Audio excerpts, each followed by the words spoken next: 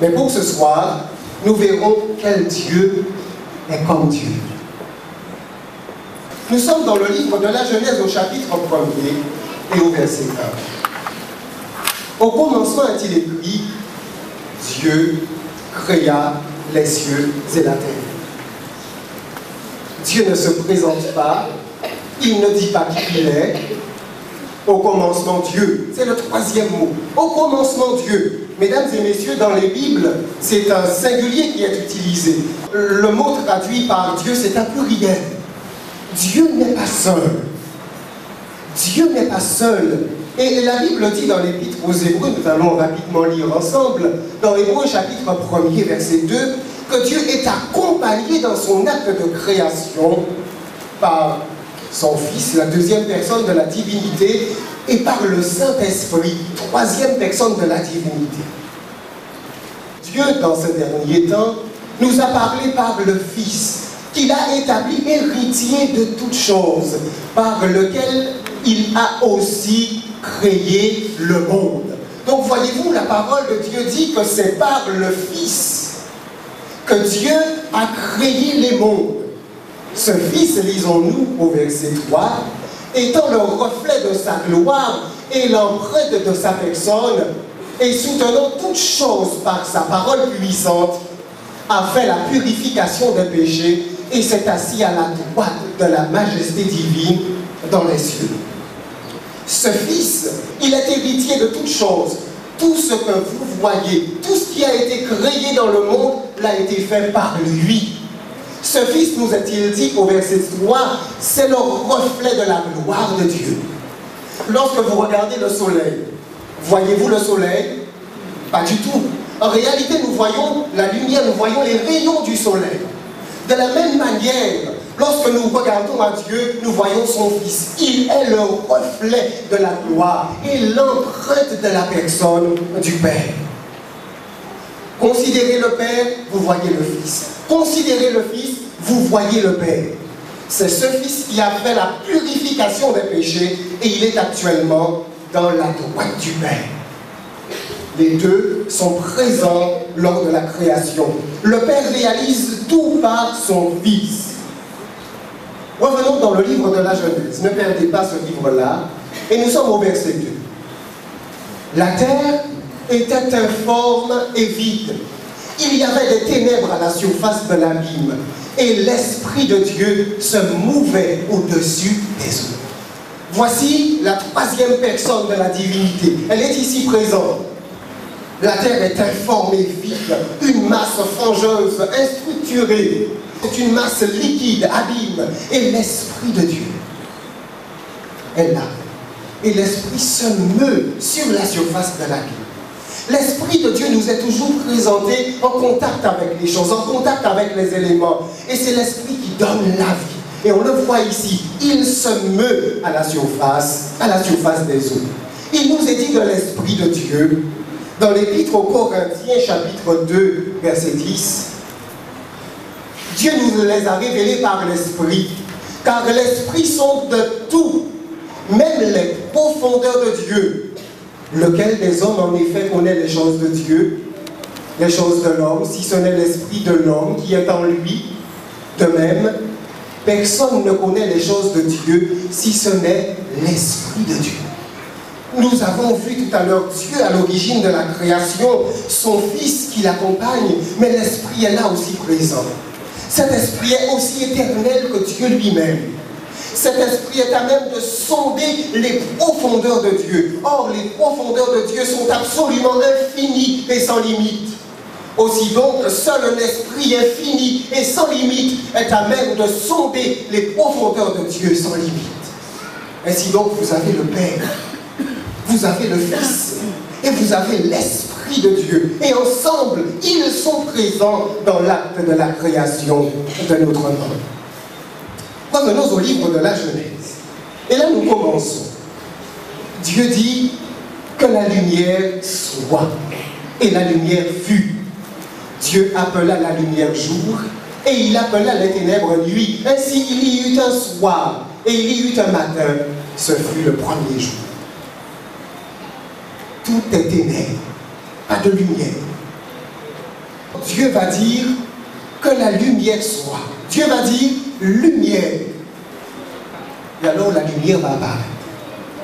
Mesdames et messieurs, nous sommes habitués à la lumière. Mais qu'est-ce que la lumière? Est-ce que c'est quelque chose de liquide? Est-ce que c'est quelque chose de solide? Est-ce que la lumière c'est quelque chose que l'on peut toucher, palper? Comment définir la lumière? Regardez à l'extérieur, il n'y a pas de lumière et on ne voit rien. Or, quand il y a la lumière, eh bien, les choses prennent vie, les choses prennent forme, les choses prennent couleur. La lumière est donc quelque chose d'extraordinaire, quelque chose de mystérieux que Dieu crée. Dieu est un génie créateur. Dieu est le Dieu de la lumière. Il ne gît pas dans les ténèbres. Il ne vit pas dans les ténèbres. Il vit dans la clarté, dans la lumière. Aussi va-t-il créer et réaliser la lumière. L'apôtre Jean nous déclare en 1 Jean chapitre 1 verset 5. La nouvelle que nous avons apprise de lui et que nous vous annonçons, c'est que Dieu est lumière et qu'il n'y a point en lui de ténèbres. Ce Dieu créateur, ce Dieu extraordinaire est le Dieu de vérité. Il est le Dieu de lumière, il est le Dieu de clarté. Mais revenons à la création. Dieu dit, et nous sommes au verset 6 de votre Bible, Dieu dit qu'il y a une étendue entre les eaux et qu'elle sépare les eaux d'avec les eaux. Dieu appela l'étendue ciel. Ainsi il y eut un soir et il y eut un matin, ce fut le second jour. Mesdames et messieurs, la terre est une grosse masse liquide. Et Dieu, nous sommes en plein jour maintenant, la lumière existe. Et Dieu m'a dit qu'il y a une étendue. Dieu va séparer les eaux de dessous, des eaux de dessus, c'est-à-dire des nuages. Donc imaginez avec moi cet acte créateur sur toute la planète entière. Dieu va dire qu'il y a une étendue et alors il y a un bouleversement de matière, bouleversement de vapeur qui va se créer. Et alors les eaux vont se séparer, la terre se meut et quelque chose d'extraordinaire se produit. Dieu est puissant. Il est tout puissant. Le Dieu que nous servons n'est pas n'importe quel Dieu. À sa parole, les éléments bougent. À sa parole, les éléments se déplacent. Ainsi donc, deuxième acte créateur de ce Dieu sur notre terre. Dieu dit au verset 9 que les eaux qui sont au-dessous du ciel se rassemblent en un seul lieu et que le sec paraisse. Et cela fut ainsi. Dieu appela le sec terre et il appela la main des eaux mer. Dieu vit que cela était bon. Il n'y a que de l'eau, que de l'eau. Mais pour le plan et le projet de Dieu, cela ne peut être ainsi. Et alors Dieu va dire que le sec paraisse. Oh, mesdames et messieurs, allez faire cela. Dieu lui est capable. Il dit sec. L'eau se sépare et la matière solide, la matière rocheuse apparaît.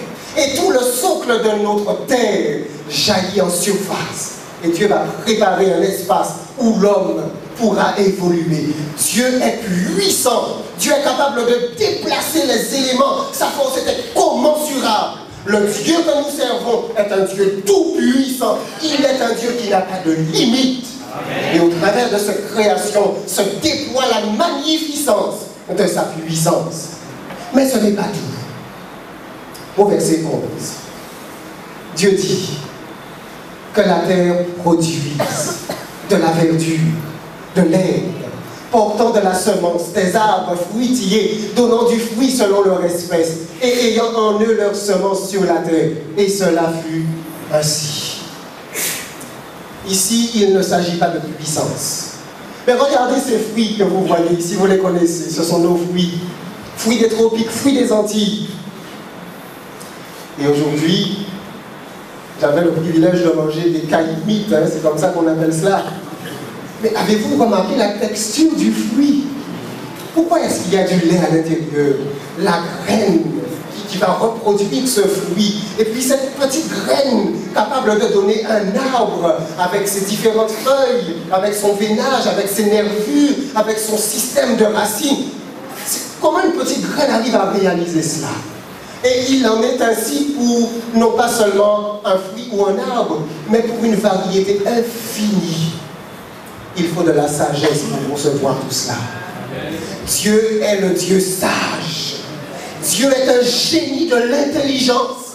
Son intelligence est sans limite. Il a une intelligence infiniment variée. C'est un Dieu extraordinaire.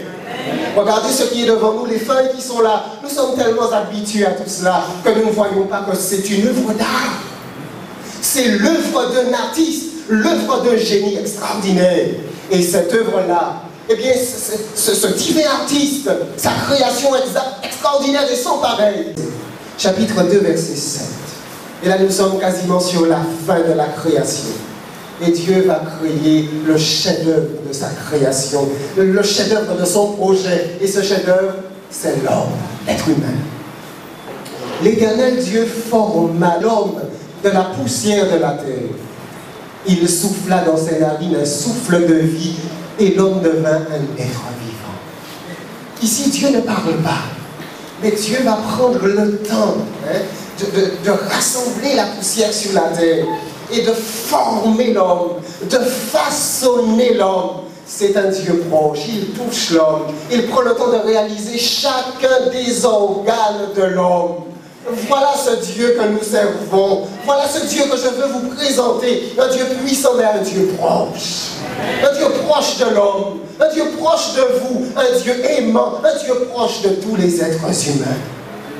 Et après avoir créé cet homme, au chapitre 2, verset 8, l'Éternel Dieu planta un jardin en Éden, du côté de l'Orient, et il y mit l'homme qu'il avait formé. Pour l'homme, chef-d'œuvre de sa création, Dieu va réaliser une maison, un véritable paradis, un enclos de bonheur, un enclos de joie. Et cet enclos, la Bible l'appelle le jardin d'Éden. Ce n'est pas l'homme qui le demande, c'est Dieu qui le propose. Dieu est pourvoyeur. Dieu est un Dieu qui pourvoit. Dieu est un Dieu qui pense à tout. Mesdames, lorsque vous avez votre enfant qui vient et que vous attendez, vous pensez à tout. Vous pensez aux layettes, vous pensez au berceau, vous pensez à la chambre. Et si elle n'est pas prête, vous dites à votre mari, chérie, il faut que tu payes la chambre. Vous pensez à tout pour l'enfant qui va bientôt venir au monde. Tel est Dieu. Pour l'homme qui vient, il va tout préparer, il va pouvoir à tout. Tel est Dieu, un Dieu pourvoyeur. L'Éternel Dieu fit pousser du sol des arbres de toute espèce, agréables à voir et bons à manger, et l'arbre de la vie au milieu du jardin, et l'arbre de la connaissance du bien et du mal. Mesdames et messieurs, j'aime la Bible. Et j'aime la regarder dans le détail, parce que c'est dans le détail qu'on apprend à en discerner l'auteur. Regardez le genre d'arbre que Dieu va faire pousser, de toute espèce. Dieu n'est pas le Dieu de la monotonie, il est le Dieu de la diversité. Il aime la diversité. Et regardez la manière dont les arbres sont faits, ils sont agréables à voir. Si Dieu crée des arbres agréables à voir, c'est que Dieu aime ce qui est beau, n'est-ce pas? Oui. Dieu est le Dieu du beau. Dieu est le Dieu du bon aussi. Parce que les arbres sont aussi bons à manger. Donc Dieu aime ce qui est beau. Dieu aime aussi ce qui est bon. Quel Dieu est ce Dieu-là? Quel Dieu est comme Dieu? C'est un Dieu extraordinaire. Et Dieu va créer l'arbre de vie. Vous savez, cet arbre-là a la faculté de prolonger indéfiniment la vie. Et Dieu avait voulu dans son plan que nos premiers parents puissent goûter et manger à cet arbre afin qu'ils vivent éternellement. Malheureusement, cela n'a point été le cas. Nous le verrons ultérieurement. Mais regardez où est-ce que Dieu va placer cet arbre-là. Dieu place l'arbre de vie au milieu du jardin. L'arbre de vie est accessible de partout. Dieu, c'est le Dieu de la vie. Dieu voulait que nos premiers parents vivent. Dieu désire que l'homme vive. Dieu désire le bonheur. Dieu désire l'harmonie. C'est ce Dieu-là que la Bible nous révèle. Et c'est ce Dieu-là que la Bible propose à l'intelligence et à l'affection des hommes. L'Éternel Dieu donna cet ordre à l'homme. Tu pourras manger de tous les arbres du jardin. Mesdames et messieurs, Quel est le premier commandement de la Bible?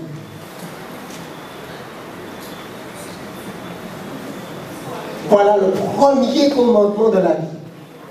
L'Éternel Dieu donne à quoi?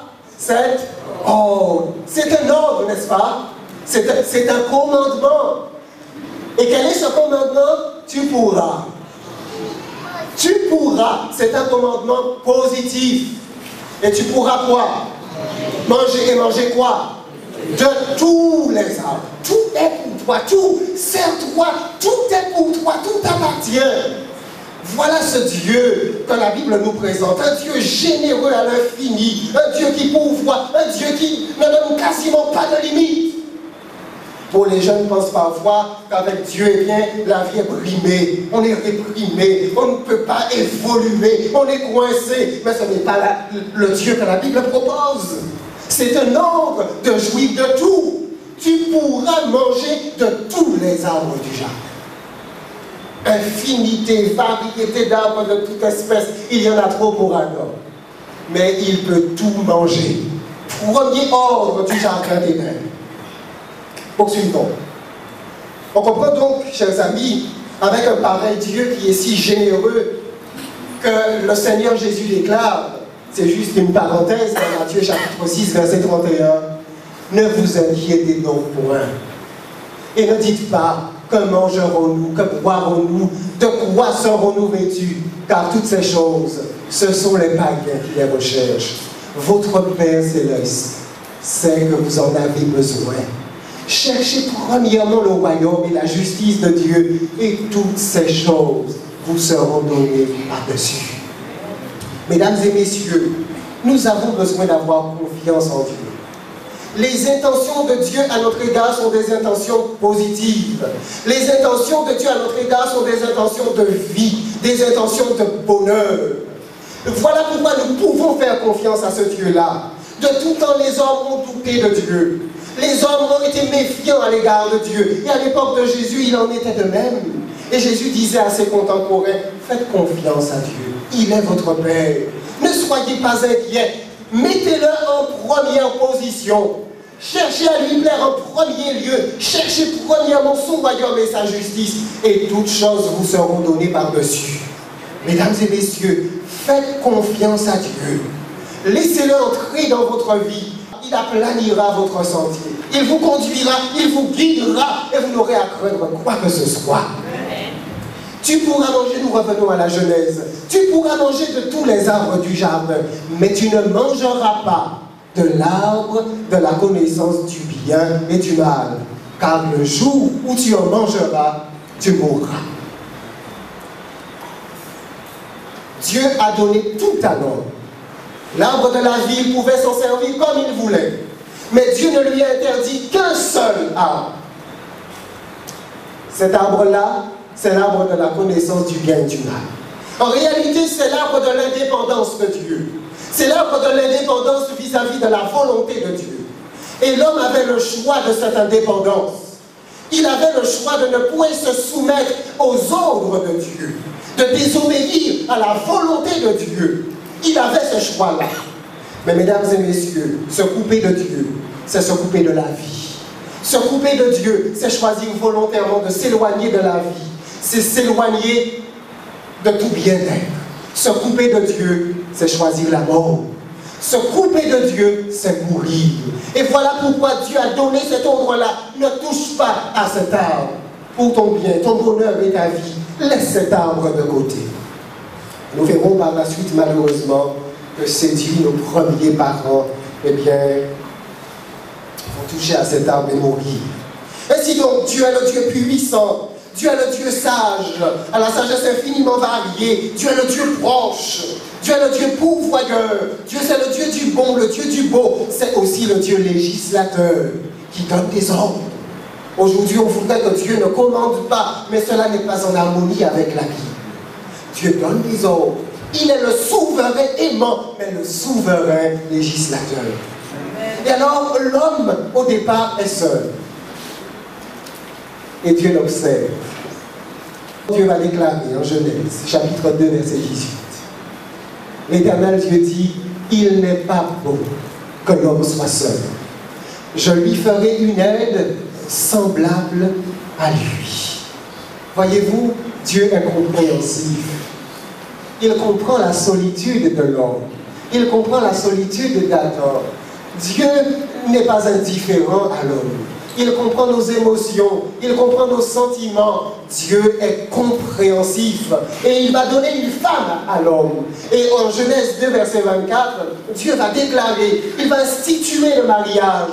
C'est pourquoi l'homme quittera son père et sa mère et s'attachera à sa femme et ils deviendront une seule chair. Dieu est le Dieu du mariage. Dieu est le Dieu de la famille. Dieu est le Dieu de l'unité conjugale. Voyez-vous, tout le livre de la Genèse nous révèle ce Dieu extraordinaire, ce Dieu digne d'être cru. Et la Bible nous révèle également le lieu de la demeure de Dieu.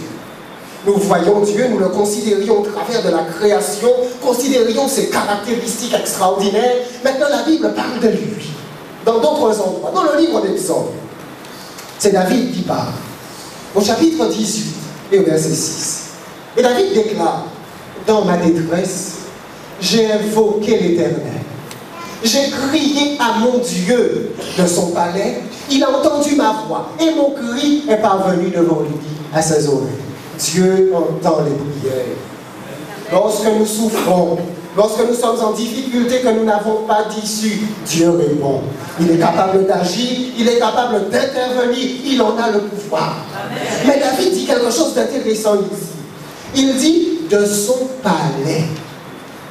Dieu habite un lieu, il habite un palais. La Bible parle d'un temple, la Bible parle d'un sanctuaire, un sanctuaire dans le ciel, un sanctuaire céleste. Et dans le livre de l'Apocalypse, Jean va voir cette réalité. Et nous allons donc dans le dernier livre de la Bible.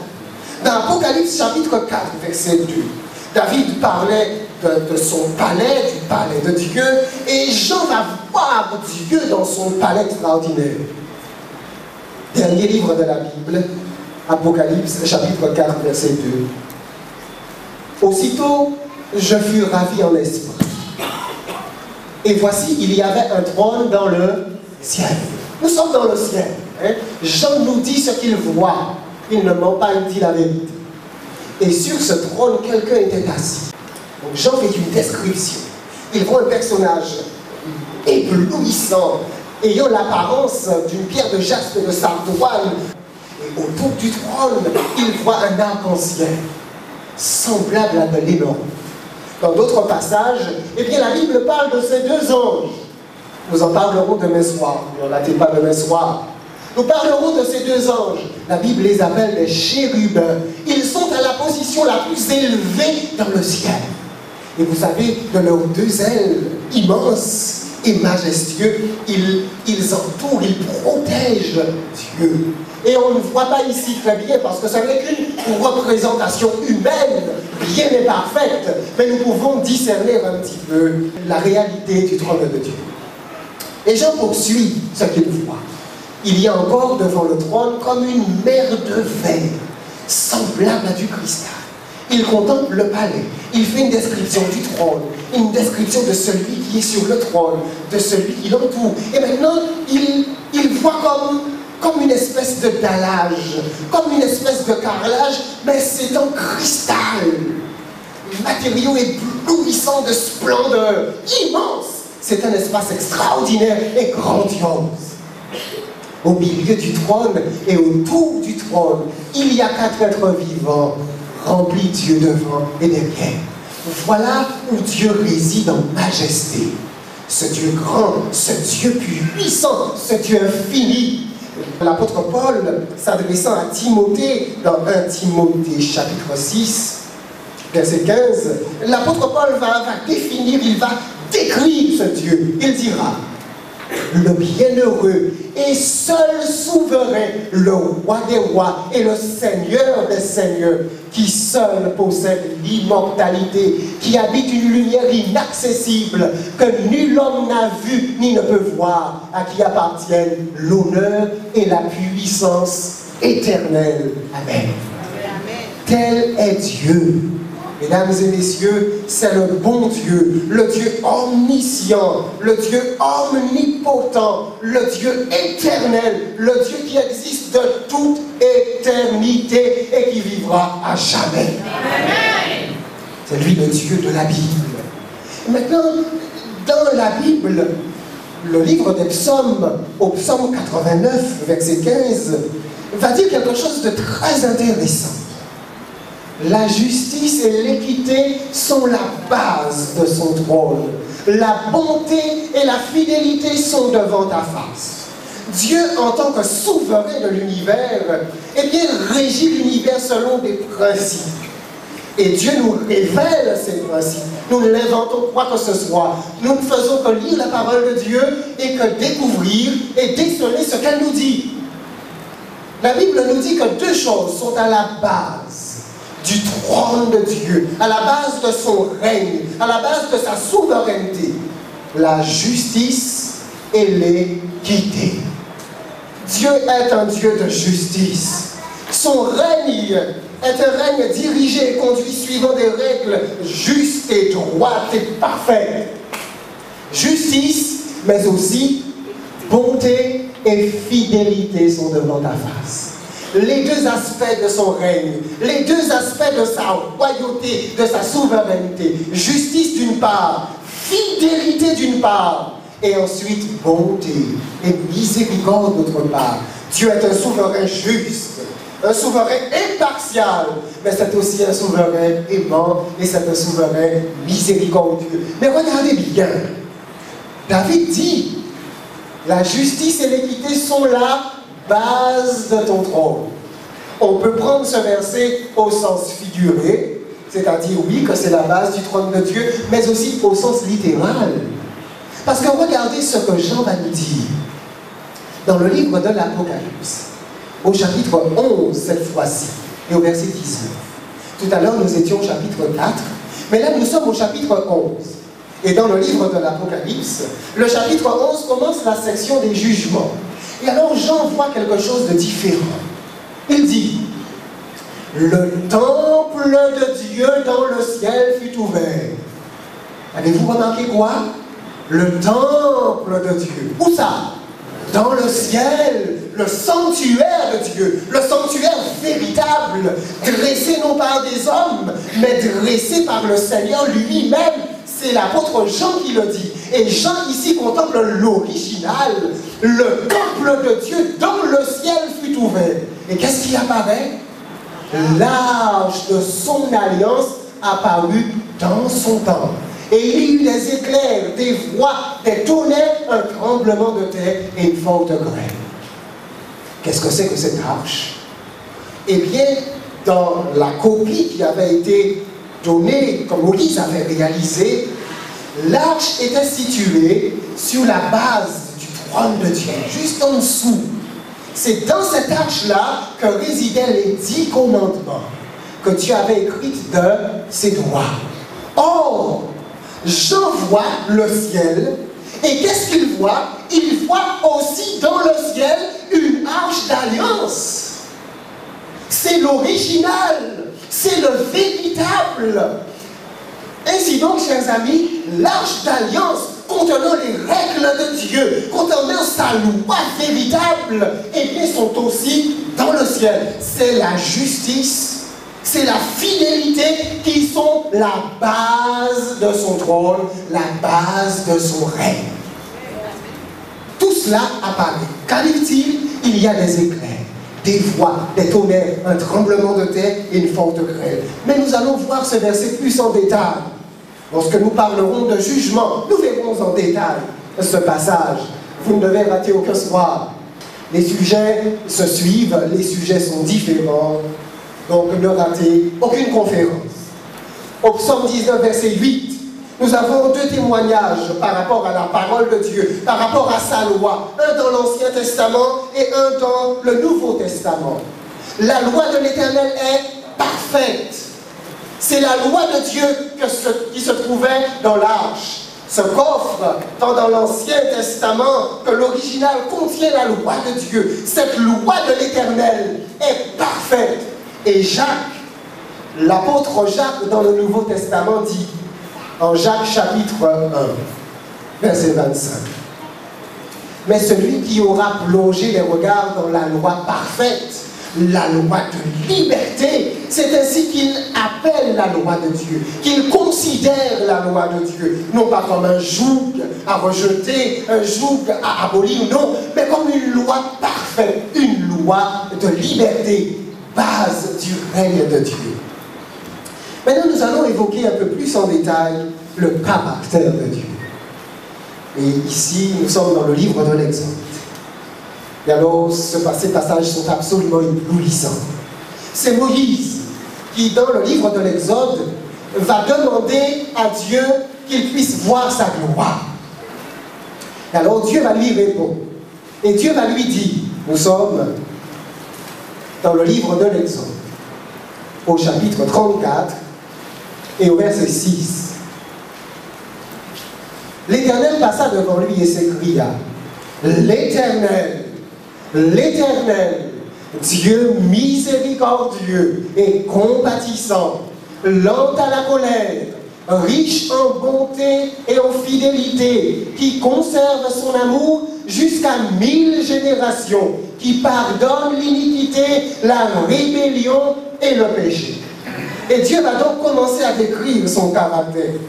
Ce n'est pas l'homme qui parle de Dieu, c'est Dieu lui-même qui définit qui il est, comment il appréhende les choses, comment il appréhende les relations entre lui et ses créatures, entre lui et les hommes. L'Éternel, l'Éternel, Dieu miséricordieux, c'est-à-dire plein de sympathie, compréhensif, gentil, compatissant, qui comprend la souffrance, qui comprend la faiblesse. C'est ainsi qu'il se définit lui-même. Il est lent à la colère. Il n'est pas comme nous. Il ne s'emporte pas comme nous. Il est extrêmement lent à la colère. C'est ainsi qu'il se définit lui-même. Il est riche en bonté. Voyez-vous ce que Dieu déclare de lui-même? Il n'est pas seulement bon. Nous disons bon Dieu. Nous disons bon Dieu là. Mais il ne dit pas seulement bon. Il est riche en bonté. Il n'y a personne comme Dieu. Amen. Le Dieu Tout-Puissant est également infiniment bon au-delà de toute mesure. La bonté le caractérise et c'est ce qu'il déclare de lui-même. Il est riche en bonté et en fidélité. Oh, quel Dieu que ce Dieu. Aujourd'hui, on ne peut pas compter sur beaucoup d'individus parce que souvent on est trompé. Souvent on est trahi, mais Dieu se définit comme étant fidèle. Il est fidèle. Il ne trahit pas la confiance. Il ne déçoit pas. Il ne déçoit jamais. On peut se fier à lui. On peut avoir confiance en lui. On peut lui remettre la vie entre les mains. Dieu ne trahit jamais. Il conserve son amour. Oh, nous le trahissons. Nous nous éloignons de lui, mais lui, non. Il conserve son amour jusqu'à 1000 générations. Il pardonne l'iniquité, la rébellion et le péché. Dieu ne dit pas, il pardonne le péché et puis il continue, non. Et c'est extraordinaire, parce que c'est Dieu qui parle. Il pardonne l'iniquité, c'est-à-dire le péché dans toute sa noirceur. C'est l'absence totale de justice que nous pouvons avoir dans le fond de notre cœur. Lorsque nous disons de quelqu'un, qu'est-ce que tu as ça? Il méchant, ils sont fous à qu'est-ce tu fais là, ça a un bel visage, mais il méchant là. Eh bien, Dieu pardonne ça là. Amen. Il pardonne l'iniquité jusque là, jusqu'au plus profond. Il pardonne la rébellion. Nul n'est tombé si bas qu'il ne puisse être pardonné par Dieu. Il n'y a nul péché tenace, nul péché fort, nul péché grand, nul péché, oh, tout péché. Il n'y a aucun péché que Dieu ne puisse pardonner. Il n'y a qu'un seul péché, dit la Bible. c'est le péché contre le Saint-Esprit. Sinon, quelque péché que vous ayez ce soir, quelque faiblesse que vous ayez ce soir même, peut-être que ce soir vous vous jugez impardonnable, mais Dieu dit qu'il pardonne le péché. Dieu peut pardonner votre péché ce soir même. Si vous allez à lui ce soir même, si vous l'acceptez ce soir même, si vous venez à lui tel que vous êtes ce soir même, ou repentant, ou reconnaissant votre misère, ou reconnaissant votre besoin de son pardon, ou reconnaissant votre besoin de sa compassion, Dieu vous pardonne. Amen. Parce qu'il est ainsi, c'est sa nature. Poursuivons. Mais qui ne tient point le coupable pour innocent, et qui punit l'iniquité des pères sur les enfants et sur les enfants des enfants jusqu'à la 3e et à la 4e génération.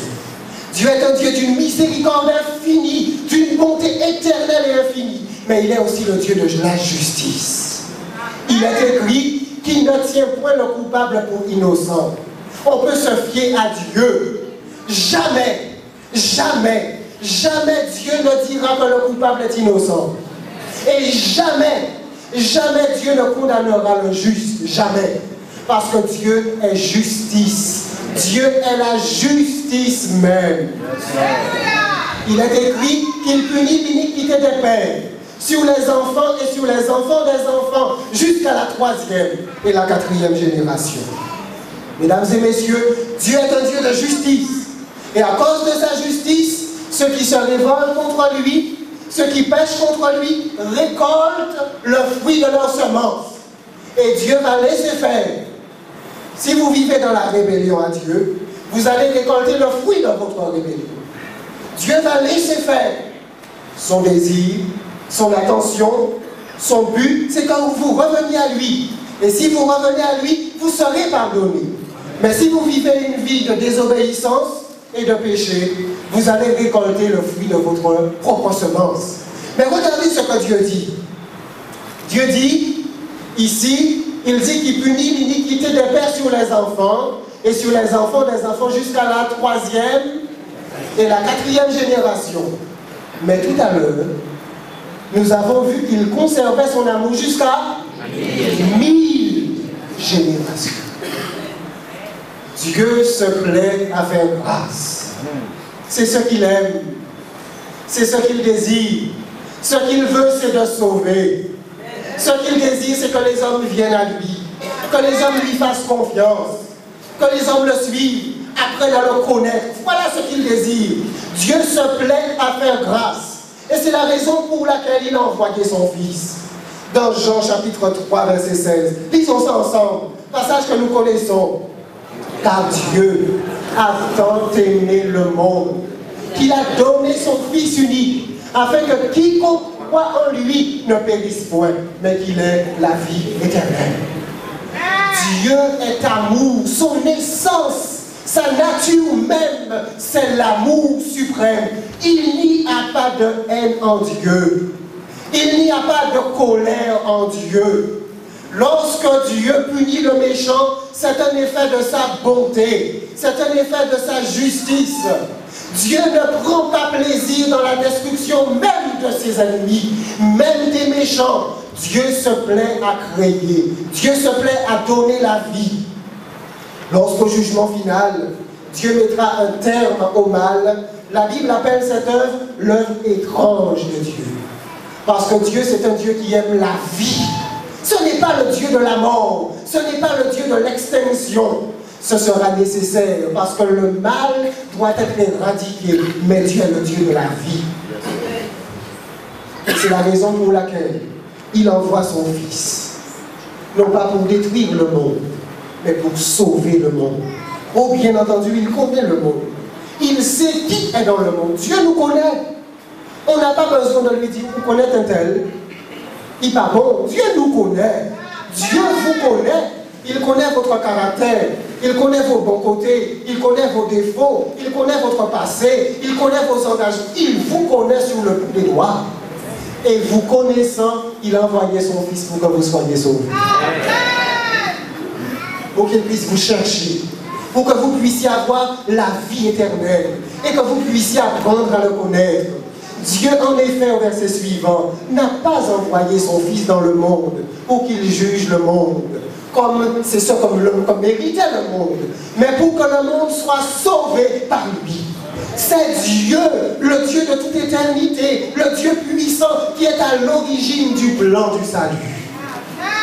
Il a proposé au Fils, qui a accepté que ce plan passe par lui, et à cause de lui, à cause de ce Dieu extraordinaire, nous pouvons avoir la vie éternelle. Éternelle. Et alors, le Fils unique qui est dans le sein du Père est celui qui l'a fait connaître. Et alors Jésus va venir. Oh, quel homme extraordinaire. Un homme merveilleux, gentil, simple, humble. Il va se mêler aux hommes. C'était Dieu avec les hommes. C'était Emmanuel. C'était Dieu avec nous. Il va faire connaître son Père.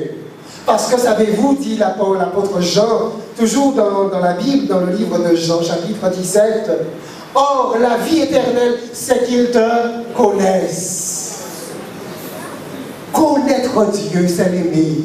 Connaître Dieu, c'est vivre. Mesdames et messieurs, laissez-moi vous dire quelque chose. Si les hommes ne suivent pas Dieu aujourd'hui, c'est qu'ils ne connaissent pas Dieu. Parce que connaître Dieu, partager l'intimité de Dieu, c'est l'aimer. Et connaître Dieu, c'est vivre. C'est avoir une vie éternelle, une vie de toute éternité, une vie qui nous est réservée, non seulement pour l'avenir, mais pour le présent. Et vous savez, quand on s'attache à Dieu, on ne peut pas s'éloigner de lui. Oh, c'est vrai qu'on peut chuter, qu'on peut avoir des hésitations, mais l'attraction de Dieu est forte. Les chaînes de son amour nous entourent et on ne peut pas s'éloigner de lui. La vie éternelle, c'est qu'ils te connaissent. Toi, le seul vrai Dieu et celui que tu as envoyé, Jésus-Christ. Et Jésus va venir. Il va annoncer sa mission.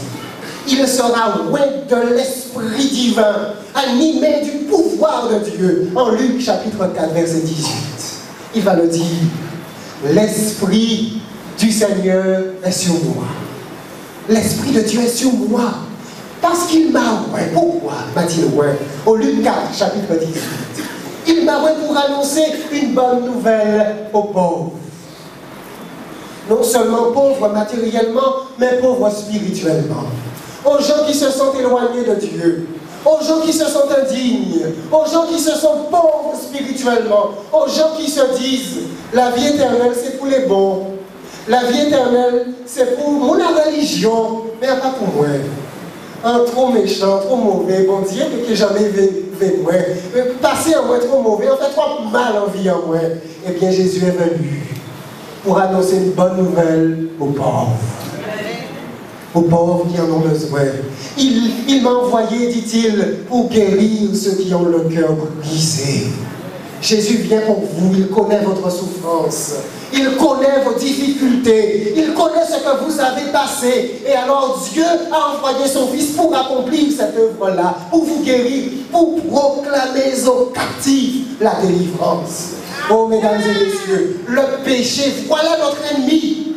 Dieu n'est pas notre ennemi. C'est le péché qui est notre ennemi. Le diable est notre ennemi. Et il nous retient enchaînés.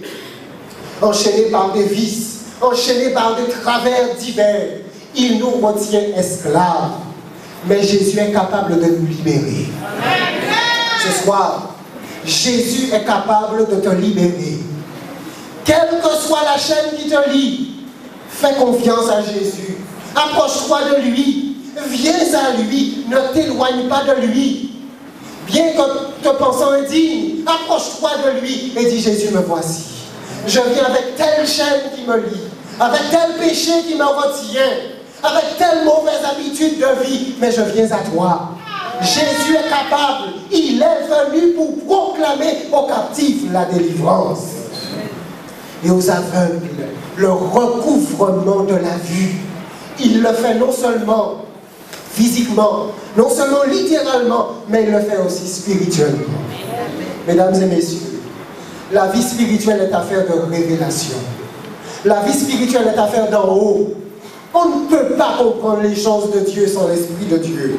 Nous avons besoin que Dieu nous ouvre la vue, qu'il nous ouvre l'intelligence, qu'il nous ouvre la compréhension.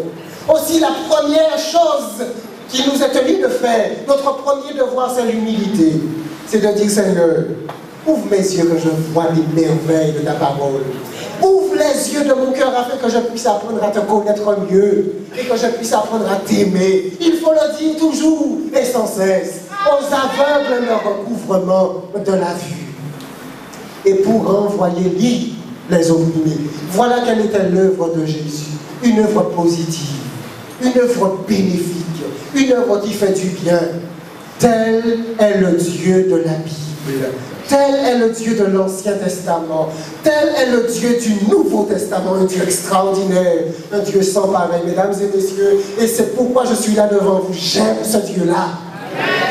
Plus je parle de lui, plus je l'aime. Plus j'étudie la Bible. Et plus j'apprends à le découvrir.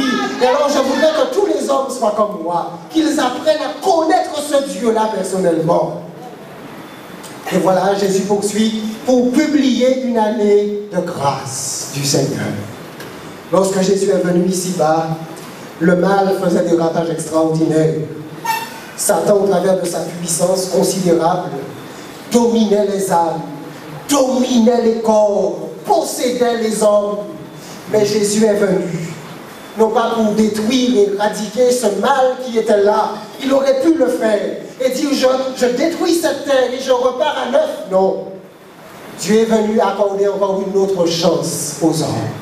Et Jésus est venu sillonnant les rues de la Galilée, s'offrant comme le guérisseur, s'offrant comme l'ami, s'offrant comme le rédempteur, s'offrant comme le sauveur. Et jusqu'à aujourd'hui, ce sauveur aimant nous tend les mains à vous et à moi. Une année de grâce encore, une année de grâce, un jour de grâce, s'offre encore à vous, mesdames et messieurs. Mais vous devez savoir que bientôt on ne prêchera plus, que bientôt nul ne pourra plus être sauvé, parce que nous sommes à la fin des temps. Et qu'il tarde à Dieu de mettre un terme au mal. Parce que savez-vous, vous et moi, nous sommes bien en Guadeloupe. Mais il y a des personnes qui souffrent, vous le savez, n'est-ce pas? Dans certains pays, le mal doit être éradiqué. Jésus déclare, celui qui m'a vu a vu le Père. Il le disait à Thomas. Comment dis-tu, montre-nous le Père? Lorsque Jésus, habillé simplement, parcourait les rues de Nazareth, c'était Dieu qui parcourait les rues de Nazareth. Lorsqu'il prenait les enfants sur ses genoux, c'était Dieu qui prenait les enfants sur ses genoux. Lorsqu'il donnait une nouvelle chance, lorsqu'il accordait son pardon, c'était Dieu qui pardonnait aux hommes. Car Dieu, dit l'apôtre Paul, dans 2 Corinthiens chapitre 5, verset 19, car Dieu était en Christ, réconciliant le monde avec lui-même. Il n'est pas dit que c'est le monde qui se réconcilie avec Dieu.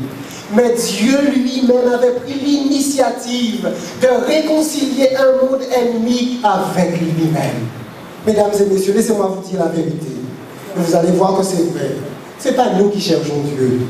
Nous vivons notre petite vie. Nous voulons avoir de l'argent. Nous voulons avoir un bon travail. Acheter la voiture qui nous plaît. Construire la maison que nous voulons. Trouver l'âme sœur, un homme gentil, ou une jolie femme, n'est-ce pas vrai? C'est pour ça que nous vivons. Et nous ne sommes pas tellement occupés des affaires à bondir. Mais si nous malades, alors oui, c'est la prière. Est-ce que c'est vrai? Oui, c'est vrai. Ce n'est pas vrai pour vous seulement, c'est vrai aussi pour moi. Nous sommes ici, ce n'est pas nous qui cherchons Dieu. Et si nous sommes ici ce soir, c'est que Dieu nous a cherchés. Quelqu'un est venu vous trouver. Ce n'est pas le hasard, ça. C'est Dieu qui l'a voulu. C'est Dieu qui vous a conduit ici ce soir. Quiconque arrive et qui se présente dans une salle où le Seigneur, où l'on parle de Dieu, où l'on parle de la Bible, c'est un effet de la volonté de Dieu. Vous êtes ici parce que Dieu vous aime. Parce qu'il veut vous sauver. Il veut que vous bénéficiez d'une vie éternelle. Le dernier jour, et nous ne serons pas plus longs ce soir, le grand jour de la fête, Jésus se tenant debout s'écria, si quelqu'un a soif, qu'il vienne à moi et qu'il boive. Celui qui croit en moi, des fleuves d'eau vive couleront de son sein. Oh, les enfants d'Israël avaient été en fête pendant plusieurs jours. Alors nous étions sur la fin du jour. Et vous savez, à cette heure où on sent en soi un sentiment de solitude, un sentiment indéfinissable, une certaine nostalgie. Et alors la voix du Fils de Dieu a retenti. Si quelqu'un a soif, qu'il vienne à moi et qu'il boive. Ce soir, si quelqu'un a soif, si quelqu'un sent qu'il a besoin de quelque chose que rien dans ce monde ne peut lui apporter, qu'il vienne à Jésus, qu'il boive. Si quelqu'un se sent vide ce soir, si quelqu'un sent qu'il en a plus qu'assez, si quelqu'un est découragé ce soir, si certains sont au bord du gouffre ce soir, remplis au bord du précipice financier, sur le point peut-être de se donner la mort, s'il y a quelqu'un ce soir qui est découragé, désemparé, sans espoir dans des difficultés sans nom, Jésus vous parle ce soir et il vous dit, si tu as soif ce soir, viens à moi, allez à Jésus, il vous aime, il vous guérira, il vous comprend, il vous sauve, il agira pour vous. Oh mes amis, ce soir j'ai simplement voulu vous présenter ce Dieu créateur, ce Dieu rédempteur, ce Dieu sauveur, ce Dieu proche. C'est mon Dieu. Et mon désir, c'est qu'il devienne votre Dieu. Que Dieu vous garde, que Dieu vous bénisse, qu'il se révèle lui-même à vous et qu'il vous guide. Amen. Amen.